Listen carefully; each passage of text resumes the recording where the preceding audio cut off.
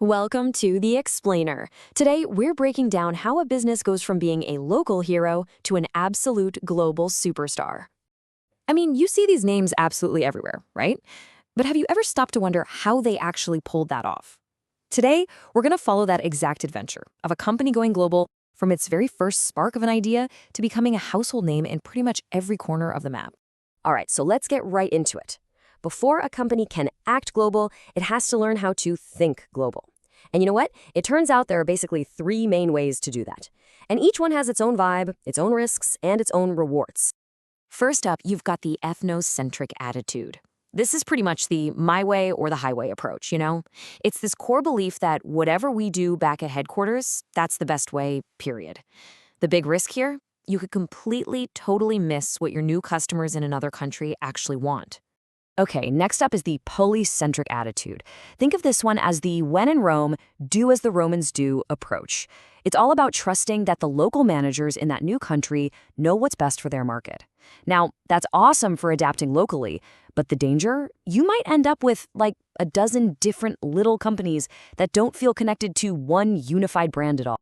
And finally, we have the geocentric attitude. This is the best of all worlds approach. It's a truly global mindset, right? It's all about finding and using the best ideas, the best ways of doing things, and the best people from anywhere on the planet. Now, this one is definitely the toughest to pull off, but if you can, that's how you build a real powerhouse that's both strong on the world stage and totally relevant to the local scene. Okay, so let's put this to the test. Let's see these attitudes in action with a little pop quiz. Take a look at these two examples of companies and their foreign offices. All right, so which one is screaming our way is the best way? Can you spot it? If you pointed to the one on the left, you nailed it. That U.S. company planting its own flag, literally, in its Mexican office, that is a textbook example of an ethnocentric attitude in action. So let's say our company has picked its mindset. It's ready to make a move. But how does it actually get out there and step onto the world stage? Well, believe it or not, there's a pretty common path for that. And this visual shows that journey perfectly. You see, companies don't usually just cannonball into the deep end of the global pool. It's more like leveling up in a video game. You start small with minimal investment and risk, and then you gradually work your way up to a much bigger global presence. So that journey often kicks off with something simple, like global sourcing, which is really just buying your supplies or materials from other countries. From there, you might move on to exporting, maybe some licensing, and you keep climbing that ladder all the way up to what you could call the final boss, building your very own facilities in another country. That's what we call a foreign subsidiary. But here's the really interesting part, and what this table shows so well. It's all about trade-offs. Every single step up that ladder means you're making a choice. Exporting, yeah, it's low risk and pretty simple. But the downside, you're miles away from your actual customers.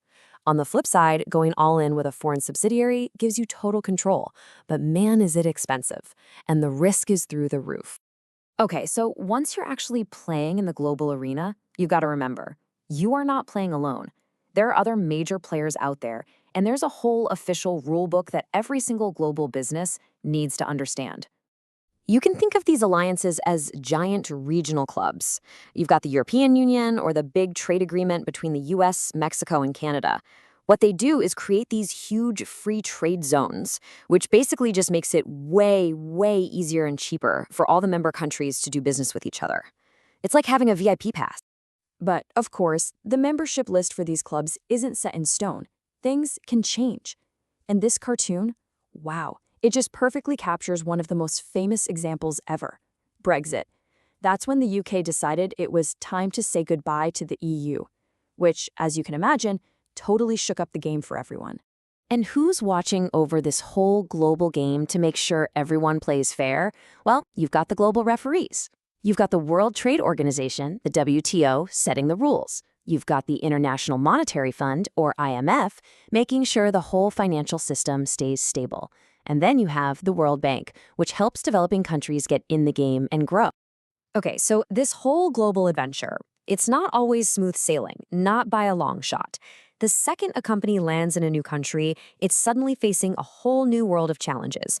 We're talking economic, political, and cultural curveballs. So let's start with the economy, where things can get Well, surprisingly cheesy. And I mean that literally. This quote is real. There's an Italian bank that actually accepted giant wheels of Parmesan cheese as collateral for loans. If that doesn't show you how wildly different economic realities can be, I don't know what will. So, this brings up the most critical question a manager has to ask when they go into a new country. What kind of economic game am I even playing here?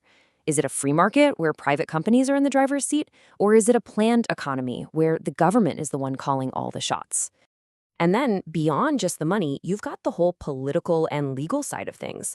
I mean, stuff we might not even think about back home, like how stable the government is or what the labor laws look like, can be completely 100% different. It's like learning a whole new rulebook from scratch. But, maybe the biggest, trickiest challenge of them all is culture. We're talking about the unwritten rules, the way people think, the way they act, the way they do business. It's not in any manual. And like it says here, it is a code that you absolutely positively have to crack. Like, for example, are you walking into a place with a really strict hierarchy where you have to show major respect to your boss? Or is it a place where everybody's equal, everybody's on a first-name basis? Is the culture all about celebrating the individual star performer, or is it all about the success of the group? Knowing the answers to questions like these is absolutely crucial if you want to fit in and actually get things done.